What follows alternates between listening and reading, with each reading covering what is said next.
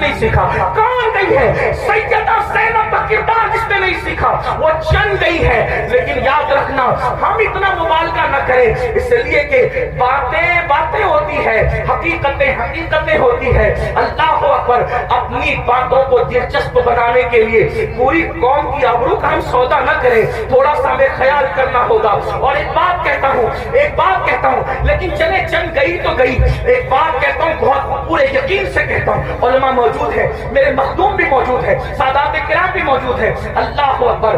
جب تک مسلمان بیٹی کو جنت سمجھتا تھا اس وقت تک ہماری بیٹیاں گھر سے کبھی نہیں بھاگی تھی. جب سے مسلمان نے بیٹی کو بوجھ سمجھا ہے اب ہماری بیٹیاں گھروں سے جا رہی ہیں. اگر جا رہی جنگ تو بوجھ سمجھا اس لیے جا رہی. بیٹیوں کو بوجھ نہ سمجھو، بیٹیاں بوجھ نہیں ہے جنت ہے. بیٹیاں بوجھ نہیں ہے جنت ہے. بہنیں بوجھ نہیں ہے جنت ہے. اس لیے ان کی خدمت کرو. کیا لوگوں کو یہ نہیں پتا اللہ کے سچے رسول صادق و مصدوق نے فرمایا بیٹی کی پرورش کرنے والا اور میں محمد جنت میں اتنے قریب ہوں گے جیسے یہ دو انگلیاں قریب ہے. آپ سے پوچھ یہ لوگ کہتے ہیں حضرت ایسا تعویذ دی ہمیشہ برکت رہے. میں نے کہا بیٹی اس تعویذ کا نام ہے قیامت تک برکت رہے. وہ کیسے؟ حدیث پاک میں آتا ہے جس گھر میں بیٹی پیدا ہوتی ہے اس گھر میں فرشتے آتے ہیں اور اس کو چاروں طرف سے گھیر کر کہتے ہیں اے کمزور جان سے پیدا ہونے والی کمزور جان، جس کے گھر میں تو پیدا ہوئی ہم قیامت تک اللہ کے حکم سے اس کی مدد کرتے رہے. پیدا ہو تو مدد کیوں اتر رہی ہے؟ اور ہم نے بیٹیوں کو بہت سمجھ لیا. تو امام کربلا میں دیکھو بیٹی سے پیار کتنا کر رہے ہیں. حضرت سیدہ سکینہ جنہیں سکینہ بھی کہتے ہیں. اب میں جو ہے وہ تلفظات کے جو ہے وہ بھول بھلیا میں آپ کو گھمانا نہیں چاہتا، جو لوگ کہتے ہیں وہی کہہ کر آگے بڑھنا چاہتا ہوں. لیکن بہرحال حضرت سیدہ سکینہ کو سینے پہ سلا رہے کہ نہیں سلا رہے؟ ایک بیٹی کا مرتبہ کربلا کے خیمے میں امام اپنی بیٹی کو سینے پہ رکھ رہے. آپ اندازہ تو فرمائیں چچا بھتیجی کے کہنے پر فرات تک جا رہا. یہ سب کیا ہے؟ بھائی اپنی بہن کے کہنے پر امام علی اکبر رضی اللہ تبارک و تعالی اپنی بہن کے کہنے پر وہ سب کچھ کرتے نظر آ رہے جس کو دیکھ کر کے انسان حیرت و استعجاب میں ڈوب جاتا ہے. کربلا یہ بھائیو، کربلا اب اختتام پہ سن لے ذرا. کربلا رشتوں کی وفا کا نام، کربلا رشتوں کو تعظیم دینے کا نام، کربلا محبتوں کا نام، کربلا احترام کا نام، کربلا تعظیم کا نام، کربلا قرآن کے تحفظ کا نام، کربلا عقیدے کی حفاظت کا نام، اور کربلا حدیث کے صحیح مفہوم کو عملی تفسیر میں پیش کرنے کا نام، کربلا قرآن مقدس کے سانچے میں ڈھل جانے کا نام، کربلا شراب سے نفرت کا نام، کربلا زنا سے نفرت کا نام، کربلا جوئے سے نفرت کا نام، کربلا بانسری میوزک اور موسیقی کے مکمل خاتمے کی جود مسلسل کا نام، کربلا سجدوں کے لیے انسان کیا کیا قربانی دے سکتا ہے اس پیغام میں خاموش کا نام کربلا ہے. اب آپ سے پوچھتا ہوں ہم نے کربلا سے سیکھا کیا؟ وہی گناہ میں مبتلا، وہی جرائم میں مبتلا، وہی بلاؤں میں مبتلا. ایک بات یہ بھی کہہ دوں اختتام پر، خاص طور پر آخر میں بات کرتے کرتے مسلمانوں ایک بات آپ سے کہہ دوں، کربلا تو صحابہ کرام کی قربانیوں کے تحفظ کا نام تھا. لیکن آج جب کربلا کا ذکر ہوتا ہے تو انہی صحابہ کو نشانہ بنایا جاتا ہے، انہی صحابہ پہ تبرہ کیا جاتا ہے، انہی صحابہ کو معاذ اللہ یہ اس لیے قرار دیا جاتا ہے کہ انہوں نے تو اہل بیت کا حق نصب کیا. اور وہ لڑکے جو جمعہ کی نماز بھی 2 رکعت پڑھ کے بھاگ کر آتے ایسے جیسے اسکول کی چھٹی ہونے پر بچے بھاگ جاتے ہیں، وہ صحابہ کے کردار پہ بات کرتے ہیں کہ وہ تو ایسے تھے، وہ تو ویسے تھے. میں پوچھتا ہوں کس منہ سے صحابہ کو تان کرتے ہو؟ کس منہ سے صحابہ کی عظمت پر انگلی اٹھاتے ہو؟ 2 رکعت پڑھنے کی اوقات نہیں ہے صحیح سے، اور ان کے لیے انگلی اٹھا رہے ہو جنہوں نے دین کے لیے اپنا مال قربان کیا. آج مسلمان کہلانا آسان ہے لیکن اللہ اکبر اس وقت جب اللہ اللہ مسلمان کہلائے جانے پر، مسلمان بن جانے پر پٹائیاں ہوتی تھی، پتھر مارے جاتے تھے، کوڑے مارے جاتے تھے، چابک برسائے جاتے تھے، بھوکا رکھا جاتا تھا، سوشل بائیکاٹ کیا جاتا تھا.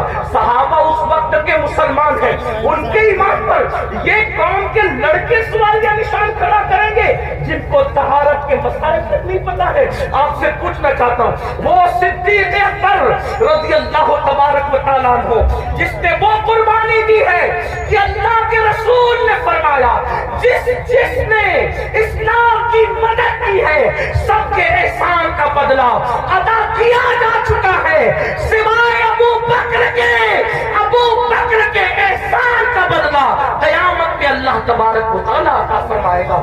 ایسے لوگوں کو غاصب کہا جاتا ہے، ایسے لوگوں کو حق طلب کس کا؟ اہل بیت کا۔ مجھے بتاؤ مسلمانوں، ذرا غور کرو، اس فاروق اعظم کے بارے میں کہا جاتا ہے کہ انہوں نے یہ کیا، یہ کیا، یہ کیا۔ آپ سے پوچھتا ہوں، فاروق اعظم کا کردار پتا ہے؟ فاروق اعظم کا کردار معلوم ہے؟ فاروق اعظم کے کردار کے بارے میں علم ہے؟ اللہ اکبر! آپ کو وہ سفر یاد ہوگا، آپ وہ سفر جانتے ہوں گے، اللہ اکبر، کہ فاروق اعظم مدینہ منورہ سے چلتے، فاروق اعظم مدینہ منورہ سے چلتے اور مدینے سے چلتے ہوئے بیت المقدس جاتے ہیں۔ ایک ہی اونٹنی ہے، اپنے جوانوں کی خاص توجہ، ایک ہی اونٹنی ہے، غلام ساتھ میں جا رہا ہے۔ فاروق اعظم غلام سے کہتے ہیں سواری ایک ہے، اس لیے ہم یہ کریں گے، سواری ایک ہے، یہ کریں گے کہ تھوڑی دیر میں بیٹھوں گا، تھوڑی دیر آپ بیٹھنا، پھر میں پیدل چلوں گا، پھر تم بیٹھو گے، تم چلو گے، میں بیٹھوں گا۔ آپ سے پوچھتا ہوں، بیت المقدس تک غلام کو اس طرح لے کر کے گئے کہ نہیں لے کے گئے؟ آپ بتائیں، بولنے سے پہلے ٹولو، کسی کی بھی بات سن کر کے بکا مت کرو۔ جو فاروق اعظم ایک غلام کی حق تلفی نہ کرے، جو فاروق اعظم ایک غلام کی حق تلفی نہ کرے، وہ فاروق اعظم اپنی آقا زادی سیدہ فاطمہ الزہرا کی حق تلفی کیسے کر سکتے ہیں؟ آپ جانتے ہیں، کبھی غور تو کیا ہوتا، کبھی سوچا تو ہوتا، جس سے جو سنا وہی پکنا شروع کر دیا۔ میرے آقا علیہ السلام فرماتے ہیں میرے اصحاب کو برا مت کہو، میرے صحابہ کو برا مت کہو، اور اسی کربلا کی بات کرتے ہوئے صحابہ پہ تبرہ کیا جائے، مسلمانوں کیا منہ لے کر کے اٹھو گے؟ جانتے ہیں شفا شریف میں قاضی ایاز رحمت اللہ تعالیٰ علیہ لکھتے ہیں کہ ایک شخص مر رہا تھا، اس کو موت آ رہی تھی، مرتے وقت اس کی زبان پہ کلمہ نہیں آ رہا تھا، اللہ اکبر، اس کی زبان پہ کلمہ نہیں آ رہا تھا۔ اس سے پوچھا گیا کہ تو کلمہ کیوں نہیں پڑھ پا رہا ہے؟ اس نے کہا کہ میں ابو بکر اور عمر کے گستاخوں کے ساتھ بیٹھا کرتا تھا۔ وہ گستاخ نہیں تھا بلکہ گستاخان شیخین کے ساتھ بیٹھتا تھا، اللہ اکبر۔ تو جو گستاخان شیخین کے ساتھ بیٹھے، صرف بیٹھے، مرتے وقت اس کی زبان پہ کلمہ نہیں آتا، جو گستاخی کرے اس کا کیا انجام ہوگا؟ یہ دنیا چند دن کی ہے، یہ دنیا چند لمحے کی ہے، بندوں کی خوشی کے لیے اللہ کو ناراض نہ کرو۔ واللہ ورسولہ احق ان یرضوا، اللہ اور اس کا رسول اس بات کے زیادہ حقدار ہے کہ ان کو راضی کیا جائے۔ آج یہ بحث چل رہی ہے کہ کون کب ایمان لایا تھا، کون کب ایمان لایا تھا۔ میں نے کہا کسی نے کبھی بھی ایمان لایا تھا، ایمان تو لایا تھا نا، حضور نے تو معاف کیا تھا نا، حضور نے تو چادر میں جگہ دی تھی نا۔ جس کو رسول اللہ امان دے دے، جس کو نبی امان دے دے، امتی کو حق کیا ہے اس کو امان سے باہر کرنے کا؟ آپ سے پوچھنا چاہتا ہوں، اس لیے مسلمانوں اپنی حیثیت میں رہو۔ اعلیٰ حضرت امام احمد رضا محدث بریلوی فتاوی رضویہ شریف میں لکھتے ہیں عالم ربانی کی توہین کرنے والا کفر تک جاتا ہے۔ جب عالم ربانی کی توہین کرنے والا کفر تک جاتا ہے، جو صحابہ کی توہین کرے، صحابہ کو گالیاں دے، یاد رکھنا اسٹیج پر کچھ بھی کہو، کمرے کی گفتگو تو اللہ سن رہا ہے، دلوں کا حال تو اللہ دیکھ رہا ہے۔ اس لیے ان کے لیے دلوں میں کینہ نہ رکھو، ان کے لیے دلوں میں عداوت نہ رکھو۔ مسلمانوں کیا بات ہے، اگر رسول اللہ اونٹ کے چمڑے کی نالین پہن لے تو اس نالین کو سر پہ رکھتے ہیں، آخر اونٹ کا چمڑا نہ دیکھا، کیا دیکھا؟ رسول اللہ کی نسبت دیکھی۔ تو جب رسول اللہ کی نسبت کی وجہ سے اونٹ کا چمڑا سر پہ رکھا جاتا ہے تو رسول اللہ کی نسبت کی وجہ سے اصحاب مصطفیٰ کی تعظیم کیوں نہیں کی جاتی، ان کا احترام کیوں نہیں کیا جاتا؟ لیکن ایک بات یہ بھی خیال رکھنا، ایک طبقہ وہ ہے کہ اللہ جو صحابہ کو ہلکا جان رہا ہے، صحابہ کی بے عزتی کر رہا ہے، کمروں میں بیٹھ کر کے اپنے ماننے والوں کو ان کے خلاف کان بھر رہا ہے۔ لیکن دوسرا طبقہ وہ بھی نظر آ رہا ہے کہ جب اہل البیت پر کوئی گفتگو ہوتی ہے تو پھر اس کا منہ اترتا ہے کہ یہ اہل بیت کی فضیلت پڑھنے والا کوئی رافضی تو نہیں ہو گیا۔ ہم کہتے ہیں اللہ کے بندو، اہل بیت کی فضیلت پڑھنا رافضیت نہیں ہے، بلکہ صحابہ کی گستاخی کرنے کا نام رافضیت ہے. ورنہ دیکھو اللہ اکبر ہمارے جتنے بزرگان دین ہیں سب نے کھل کھل کر کھل کھل کر صحابہ کی عصمت بھی بیان کی اور اہل بیت کی عصمت بھی بیان کی. آج اگر محفل میں نعرے حیدری لگے تو کچھ لوگوں کے چہرے یوں اترتے ہیں. ہم نے خود منبر پہ محسوس کیا ان کے نام نہیں جانتے وہ کون لوگ ہیں. اللہ اکبر کہ محفل میں علی کا نعرہ لگ رہا ہے کہ رافضیوں کی محفل تو نہیں. میں نے کہا یہ فکر صحابہ نہیں ہے, فکر اہل سنت نہیں ہے. ہماری محفلوں میں صحابہ کے ساتھ علی کے مرتضیٰ کا نعرہ لگتا ہے اور انشاءاللہ لگتا رہے گا.